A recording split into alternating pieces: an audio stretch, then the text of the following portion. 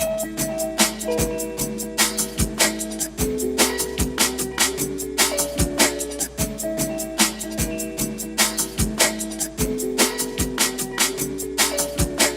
have certain members, or not necessarily members of the party, but people, people working for the Morning Star, or people within that kind of cultural milieu that you looked up to. Well, Bob Leeson, who was the book's editor, I learnt a lot from him. And Jack, by being introduced to him through Bob, because Jack reviewed a lot. If you ever go through the cuttings, you'll find a lot of Jack Lindsay in the Daily Worker, Morning Star, both reviews and articles about anything from anthropology through to whatever. He wrote about almost anything. So I continued to use him as a reviewer, which he was happy to do, both because he wrote very quickly, but also he knew a lot, and I thought he was a good guy. He would say, he'd say the things I wanted him to say. The stance he'd take towards something would be one that I would find, I'd be sympathetic to. So I tried to avoid people that I knew were going to, with the Katyn book, you wouldn't give it to certain people who'd say this was terrible anti-Soviet propaganda. Were they paid reviews? No. No. Okay.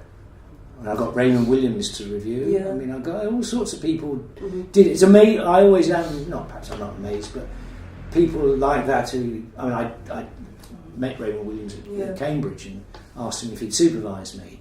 Yeah. And he said, I have so many people. I'm supervising. And he just said, look, because I went to him because I said, I really don't know what to do because I find this place horrific. It's oppressive. I can't bear it.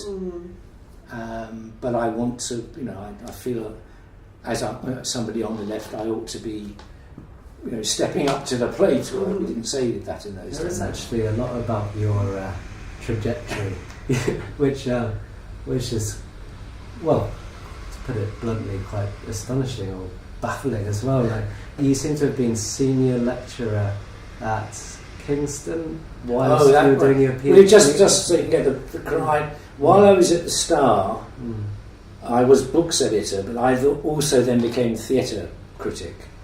Because Jack Sutherland, who'd done it before, who was also a good bloke, but found he was getting, we didn't like a lot of the modern stuff anyway.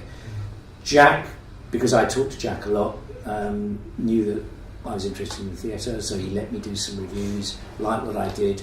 He gave up and gave it over to me. So I became a theatre critic. I joined the critic circle and I did all that stuff, and became active in that. And there's a thing called the International Association of Theatre Critics, which is a part of all that UN stuff. And I was in that and went to conferences abroad as a theatre critic and journal.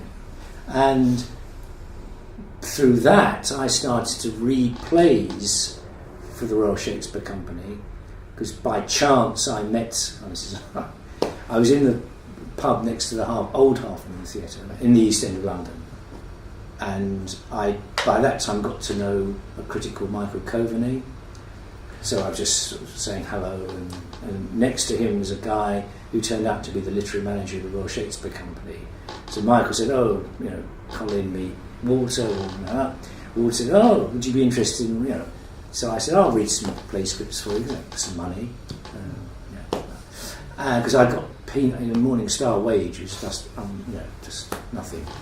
So it was like poverty wages. So you were reading these plays to say, basically whether they should be done or not. Yeah. So you get a play and you write a critique, you give it back to the literary manager and he reads it, and he then writes back to the writer saying, no thanks, we don't like it, whatever. Through Walter I got to know a director called Howard Davis, who's just died, and Howard was about to open the Warehouse, which is the small theatre that the RSC had for new plays, which is now called the Donmar, then it just called the Warehouse. And I got involved in that. I wrote stuff. They put out their own sort of writers' not newsletter, but a sort of self-public, little sort of, I don't know what you call it really, things about playwrights and stuff that went with the show. So if you had a new play, like Willie Russell educating Rita, I wrote a little thing about Willie Russell educating Rita. So I was getting into that world. Yeah. And then Walter wanted to be a director. So Trevor Nunn ran the theatre company. He said, you better come and work with me on a play, on a production, so I can see if you're any good at it. So when Walter was away doing that, Howard and he asked me to do Walter's job, which was coinciding with the demise of the Morning Star. I did that for 6 months, and then they wanted me to do it for another 6 months because Trevor Nunn had told Walter he wasn't going to be a director, so Walter left in a huff. So there's a gap, so I do that.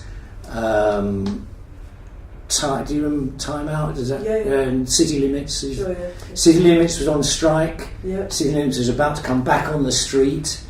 So Time Out wanted to.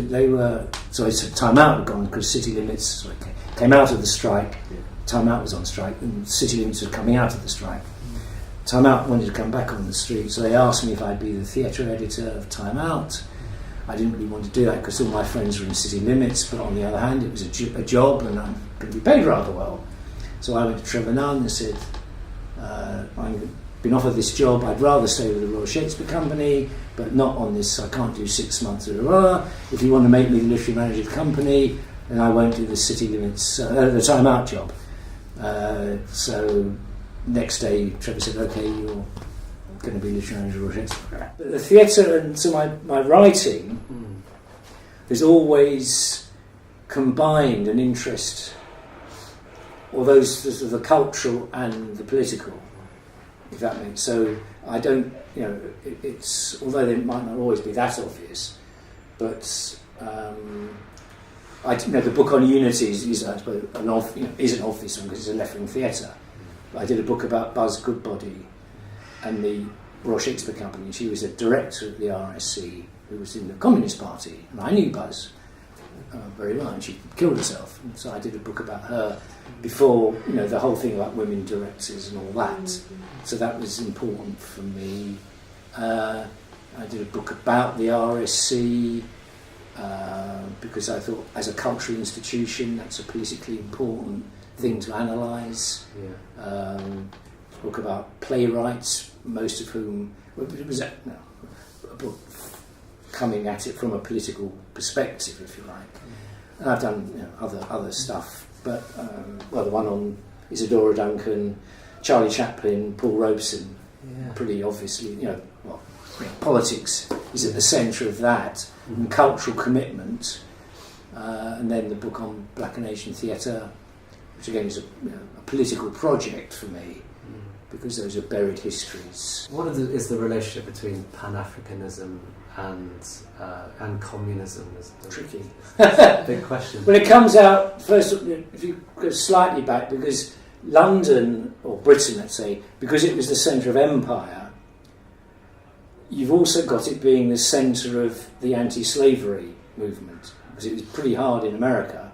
I mean, people were, but they tended to want to come over to Britain, and a lot of escaped slaves did. And the real force came from Britain, and Britain passed the acts before anybody else, abolishing slavery. And so you've already got, if you like, a cultural swell around anti-slavery that then moves into the anti-colonial struggle. And again, because it's the centre of empire, and after the mid part of the 19th century, even more so, because at that point Victoria actually becomes Empress of India and all that stuff. So you get this extraordinary concentration of people in Britain, particularly in London, and the sort of the Pan-African movement, which interestingly was not just Black African, but it involved, it linked up with, although fractured off from later, or they fractured off from later, the fight for Indian self-rule. But they were, certainly at the turn of the 19th into the 20th century, doing a lot of things together. And they had, and culture, was an important part of their struggle cultural activity. And if you look at the Pan-African congresses that were held in London at the early 1900s, they always have a cultural element, and it's partly the sort of, if you like, the Shylock, do I not believe, I'm a human being like you are, and that's the sort of, if you like, a lot of it's within European notions of culture, but they're saying we can do that, we are as valid as you are. But then it changed, the relation to communism changed through the 20th century because of the Soviet Union. So before you had any country that had a communist party in power, it was a more sort of, if like, an ideological thing. And you still find within both within the fight for Indian independence as well as more specifically African independence, communists playing quite a leading role in those movements. But you then get the sort of the fractures that you get in the international communist movement, and certainly with the first major one with Trotsky, and when you get, for example, the invasion of Abyssinia by the Italians and the response to that, a lot of the Pan-Africanists thought the Soviet Union didn't support their struggle, and that pushed them more towards a Trotskyist position, and that sort of, and then the Spanish Civil War, a lot of people found they didn't like the role that Stalin played in that, and with the Soviet Nazi pact. So it sort of fractures out, but it's quite complicated because there's certainly up until the Second World War, there's you can't really look at one without the other. That's fascinating. I'd always, I'd been puzzling for a few years because I've read about how CLR James was a Trotsky mainly around Abyssinia. He set up the main defence group over Abyssinia, and he and Robeson happened to be, they were in London at the same period, and were both being radicalised in England at the same time, and then they went different ways after Abyssinia, but you've got George Padmore there as well. I mean, Kenyatta, Nehru, extraordinary concentration of people. Robeson sticks with the Soviet Union, even though privately he knows what's going on. But he takes the view that you need a socialist state, and we must make it better and all that stuff, but don't attack it. And there are some people who believe his mental deterioration in the 50s is to do with him not being able to reconcile that contradiction. Because he had Jewish friends, and he was a great supporter of Jewish culture, and he knew Jews who were persecuted by and killed by Stalin, under Stalin's orders, not by Stalin. And so he knew what was happening, but he always stuck publicly with the Soviet, whereas CLR James was a self-proclaimed Trotskyist. Sort of underlying, I suppose, in all my work is the idea that you can be politically engaged and creative, and they're not. And it's not that you then, as it were, somehow follow something puppet-like, that your creativity is only is sort of somehow being directed, but you can. But political and cultural engagement are not mutually exclusive or detrimental. And that's really why I wrote the book Here We Stand, which is the one on Robeson, Isidore Ang and Charlie Chaplin, to say you can be culturally active and politically active, and it's not necessarily, you can't just dismiss it all as propaganda if you're being political. And I suppose that was what I was trying to explore, which I haven't done properly, in a specific sense. I haven't actually written that book But I I haven't written it yet, but this is the project that you are with John Berger and. This was back in the 1970s. Okay. Because I was working with John on migration was the big, we thought, sort of a defining feature of capitalism, which of course is subsequently, because of globalisation and now, Brexit and Trump is absolutely proved to be the case. And I was at the Star and working with people in the hotel industry in London on articles about migrant workers and the workforce. And then also it was the time of the April Revolution in 1974 in Portugal. And one of the people I knew was Portuguese, and I stayed with her family and went out and covered the Portuguese Revolution for the Star. And so we were doing it, and John was working on a book which became, I think it's called A Seventh Man. A Seventh Man. I knew him through Ways of Seeing, so it was after Ways of Seeing, but not through much at that point. He was not the figure he became, and he hadn't written G and all those other, and now he's a venerable, 90 years old. And we knew, I did a play that he and Niela Bielski wrote when I was at the RSC, so I kept in touch over the years. But I was asking really John's advice, because I wanted to do this book about lots of case studies on people who espouse communist ideas or left-wing ideas that could broadly be put under the communist umbrella. They didn't have to be party members. And they were all culturally significant. And I wanted to use the case studies to try and explore this, what to me, when I was that age, was this myth that if you were a communist, you shot poets and you put them in prison. I was saying, obviously Stalin did do that, but that's not what communism was about. And so I was starting to work out a series of people, and Jack Lindsay was going to be one of the people that I was going to use, but I didn't ever get beyond, because work, and then I ended up doing the Unity book rather than that book, and the book about Buzz Goodbody, which was sort of the same thing. Buzz, as a Communist Party member, was a great theatre director, so that was sort of making my point, if you like. But I then got away from the original idea of the book. You mentioned earlier that at school you studied Russian, yes, and that you were actually taken by your teacher to Russia. Yeah. There's obviously this old tradition of communists in, well, actually maybe not necessarily communists, but people, broadly speaking, left-wing people, going to the Soviet Union and kind of being shown the Soviet experiment. So, and I wonder whether you sort of see that experience of if that had any impact on.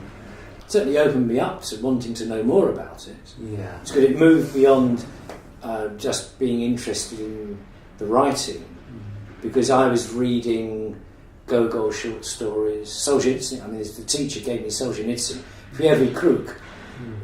When I was, I don't know, I'd only done a year or something at Russian, but there we are. Read that, and although we saw the bad, whatever you might call it, the police presence around. We were very obviously, this is 1967, I think, very obviously, from the West, and you didn't have that many people from the West then. You were chatting to girls, police would come over and the girls would look frightened and say, "Oh, we've got to go, otherwise we'll be in trouble." And so, but I bought wonderful classical records for the equivalent of tuppence or something, and Pushkin poems for nothing. It was, and the fact that, well, even though it was not brilliant, but people had housing and they had childcare, they had jobs. And it wasn't great, but there was a sense in which those basic things were being looked after. They could have been done better, I'm sure, but that. So I was interested in what was happening. So that led me to I've got a feeling I probably hadn't read the Bukharin at that point, but read the Bukharin when I came back. And I remember giving a talk to my mum. Was in this local conservative group, it was called the Tuesday Club because they met on a Tuesday, but it was a nice ladies in Streatham. Yeah. And I gave a talk with, I'd taken slides and stuff of the trip to the Soviet Union, which actually for them was pretty heavy duty stuff. Yeah. I mean, even the mention of going, and I remember the reaction. They were all actually quite sort of dumbstruck that I was saying positive things about it. Okay, it was a pretty limited experience, but no, certainly I was very interested just in Russian culture. Yeah. But that made me think I'd been more interested in finding out. They called what I'd called the Second World War, they called the Great Patriotic War. So I went, why? I didn't know until I'd been there how many millions of Russians had died. And I thought, well, actually, that's sort of probably in sort of statistical terms, a bigger sacrifice than ours. I didn't know about the whole. I hadn't been taught anything at school of their role in the Second World War. I didn't know any of that. And my school, which is supposed to be a quote good school, taught a completely crap history. You didn't join any bits of history up. You did chunks of it. Henry VIII created the British Navy, sort of thing. Then you leap up to the Corn Laws or something. And it was so. I was, in a sense, primed for reading Marx and Engels by the poor education I had. Because suddenly I read this stuff that started to make sense, and you saw things being linked. And so that comes from right, that's interesting. I didn't know that. And my God, did they really do that?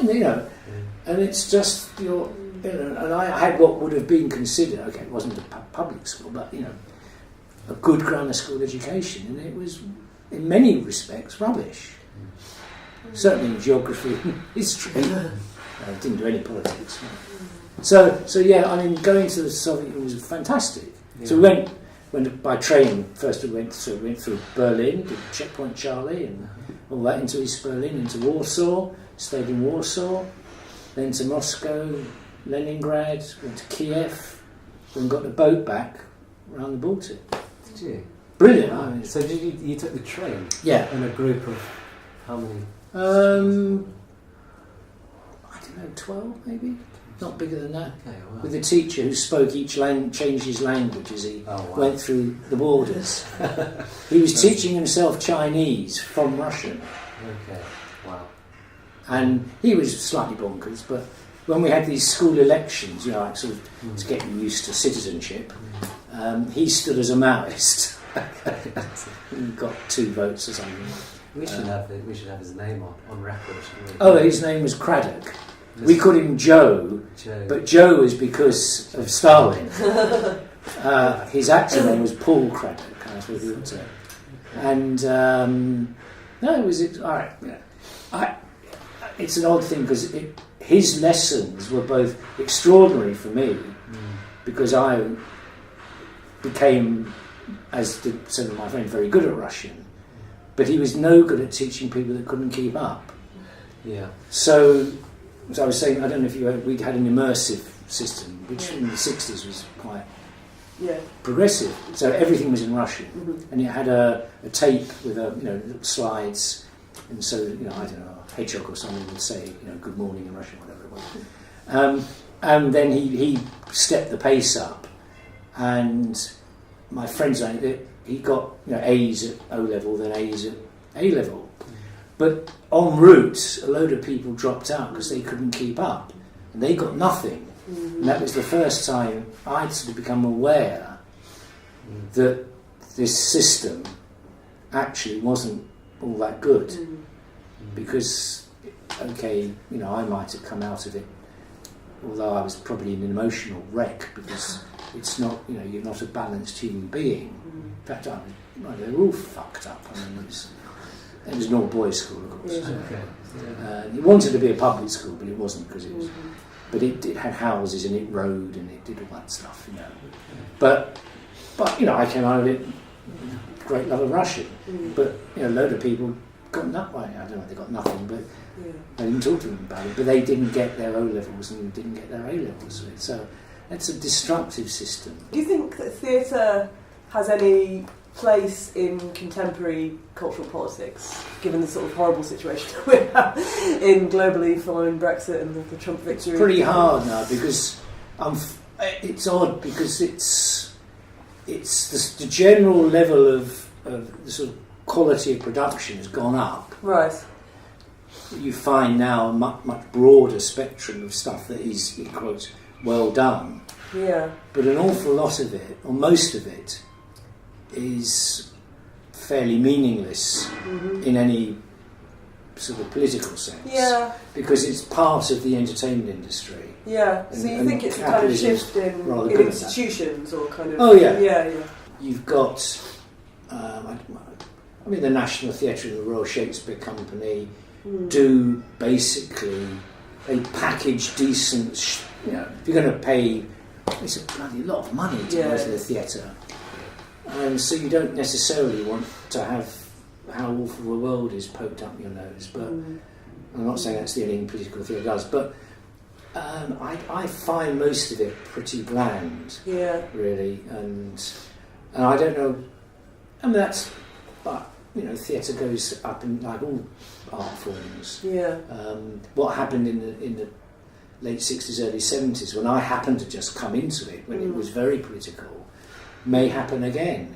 And you've got also theatre, politics has become more theatrical, in a sense. I mean, Trump's whole shtick is theatrical in a way. Yeah. And you've got the Occupy and all of that using what would have been street theatre tactics in a way which is now pretty commonplace. Yeah. And also you've got the non-polygon, but you look at a marathon, you know, everybody's dressed up. Yeah. And do you feel like that could that be something else? That restricts the possibility of theatre being political because its techniques have been taken over by other kinds of I just think you've got to think about what you want to do. Yeah. And I think and find out what you think theatre can do. Yeah. And if it's I suspect in the age we're living in of, you know, new technologies and all that, probably what it's going to be best at is just exploring what it is to be human and the morality of choices. Yeah. Because it's the only art, well, not the only art, but it's an art form where the person presenting something and the person watching it, they're in the same room together in real time, and they're talking. I mean, dance does it, but you don't talk in it. Which is an increasingly rare experience, I guess. Yeah, cinema obviously doesn't do it. You watch things on streaming or whatever, and you can be with an orchestra. I mean, I love live music, but it's doing something different. Sure. And I think that may be where it's got to look at. And because the stuff we were doing when it was street theatre is slightly different, because that was about making a political point, and maybe that will happen as well, you know, or people like it happen. It is being done, but it's slightly different now. I don't know whether people would sort of sit down and write plays.